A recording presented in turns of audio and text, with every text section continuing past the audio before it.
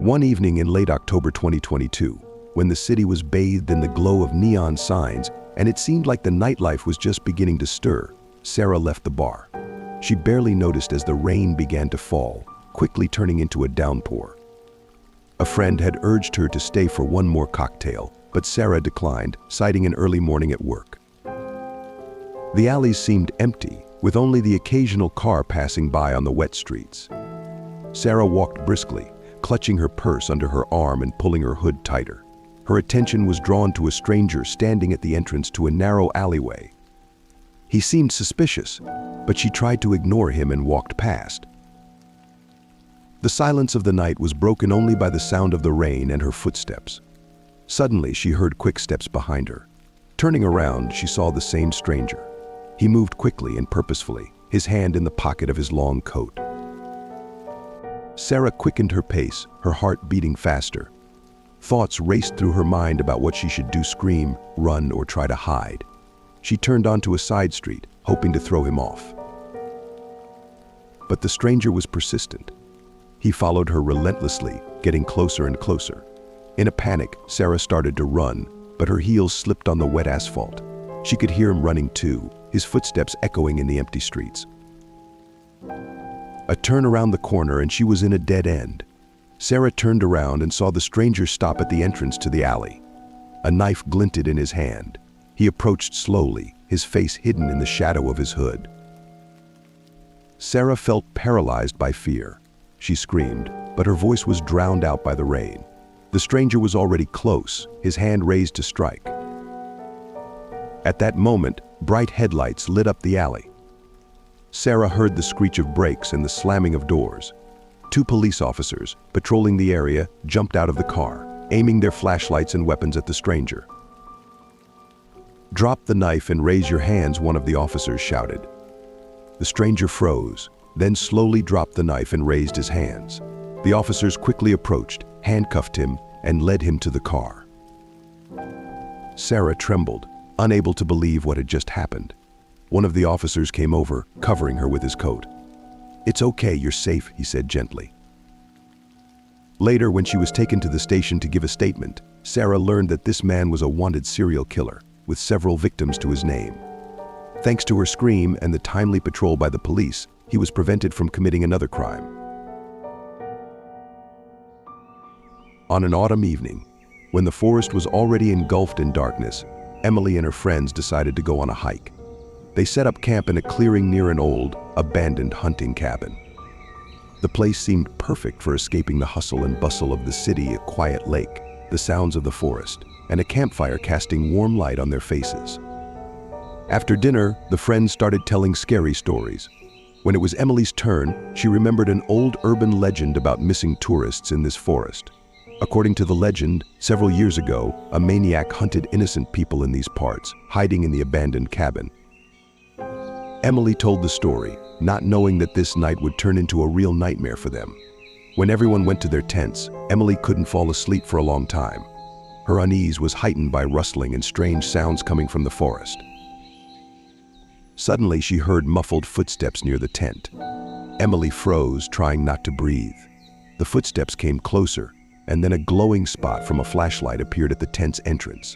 Someone was standing outside. Emily lifted herself up and cautiously peeked outside, but saw no one. Thinking it was her imagination, she lay down again, but then she heard a scream coming from the neighboring tent. Emily jumped out and saw her friends also awake and peeking out of their tents. Everyone was frightened and confused, asking each other what was happening. The scream echoed again, but this time from deeper in the forest. The friends, armed with flashlights and knives, decided to check what was going on.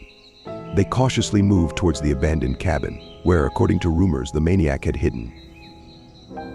As they got closer, they saw a flashlight's light in the cabin window. Something moved inside, and a moment later, a man with a bloody knife burst out of the door. He charged at them with a mad scream.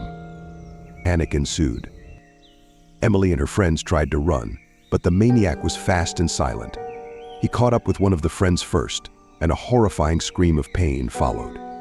Emily ran with all her might, not looking back, hearing only her own breathing and the fading screams of her friends. she burst onto the road and saw headlights. A car stopped, and the driver got out, seeing her terror and blood on her hands. Emily tried to explain what had happened, but her words were jumbled. The driver helped her into the car and drove to the nearest police station. Later, the police found the camp and the abandoned cabin. None of Emily's friends survived. The maniac had vanished, leaving behind only fear and blood. The legend of the forest killer became a reality, and this forest remained forever in memory as a place of horror and death. The autumn wind whistled between the tombstones, lifting fallen leaves into ghostly dances. The moon illuminated the old cemetery, casting long shadows and giving the place an even more sinister look. On this cold October evening, Mark decided to test his courage and visit the cemetery, which was shrouded in creepy rumors. Mark didn't believe in ghosts or other supernatural things, but the stories about a maniac supposedly hiding in this cemetery intrigued him. He had heard tales of people disappearing and their bodies being found months later in the abandoned parts of the cemetery. With a flashlight in hand and a camera to record his adventure, Mark made his way through the graves. Around him was an eerie silence, broken only by his own footsteps and the sounds of nocturnal animals. He approached an old crypt that looked particularly grim. Suddenly, his flashlight began to flicker, and Mark heard soft footsteps behind him.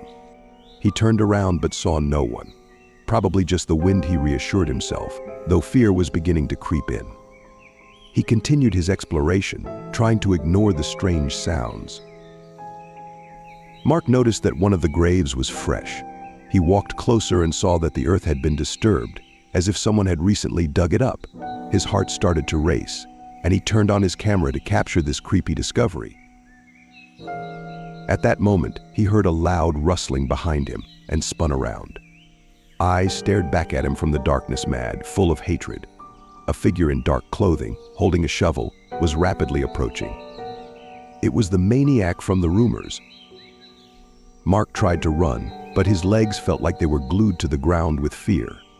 The maniac grabbed his arm, and Mark felt the cold blade of a knife touch his skin. In desperation, he broke free and began to run, hearing the heavy footsteps of his pursuer behind him. He burst onto the road, where a few cars were passing by.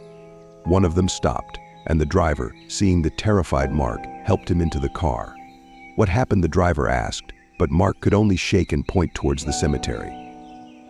Later, the police found the cemetery, but the maniac had vanished, leaving behind only traces of blood and freshly dug earth. Mark never returned to that cemetery, but his tales of that terrifying night remained forever in the memories of the townspeople. The old cemetery became a symbol of fear and horror, and no one dared to go there at night anymore. Stories of the maniac continued to frighten the locals, turning the cemetery into a place shrouded in eternal darkness and dread. Alexei was an ordinary guy who loved video games. He lived alone in a small apartment in the city center and spent most of his free time immersed in virtual worlds. One night, he received a strange message in the chat of one of his games. "You're playing with fire. Alexei, stop before it's too late." Alexei ignored the message, thinking it was a joke. But the next day, when he returned from work, he found his apartment door slightly open. Nothing inside was disturbed, but Alexei felt a strange presence, as if someone was watching him. He checked all the locks and windows, making sure they were secure. The next night, while playing his favorite game, he received another message: "You've been warned." Last chance, Alexei felt a chill run down his spine but tried not to pay it any mind. However, the situation started to worsen. Alexei began noticing small but unsettling changes in his apartment: misplaced objects, missing items. One night, while he was deeply immersed in a game, the lights suddenly went out. He heard soft footsteps behind him. When he turned around, he saw nothing, but his heart was pounding like a giant drum. The next day, he went to the police, but they just shrugged, thinking his story was the fantasy of a scared loner. Alexei decided to install surveillance cameras in his apartment to make sure he wasn't losing his mind. That night, he received another message: "You've been warned." "Now you are mine." Alexei felt panic rising within him. He checked the cameras and saw something terrifying. The video showed someone standing behind him, but there was no one in the room. Alexei rushed to the exit but was stopped by cold hands gripping his shoulders. He turned and saw a faceless figure, its features twisted into a malevolent grin. It was the maniac who had been stalking him from the dark depths of the internet, and now he had come for him. Alexei tried to break free, but his strength was fading. The maniac whispered in his ear, "You've played my games for too long. Now it's your turn to play by my rules." The next morning, the police found Alexei's apartment empty. There was no trace of him, except for the computer monitor that was left on, displaying a final message: "Game over."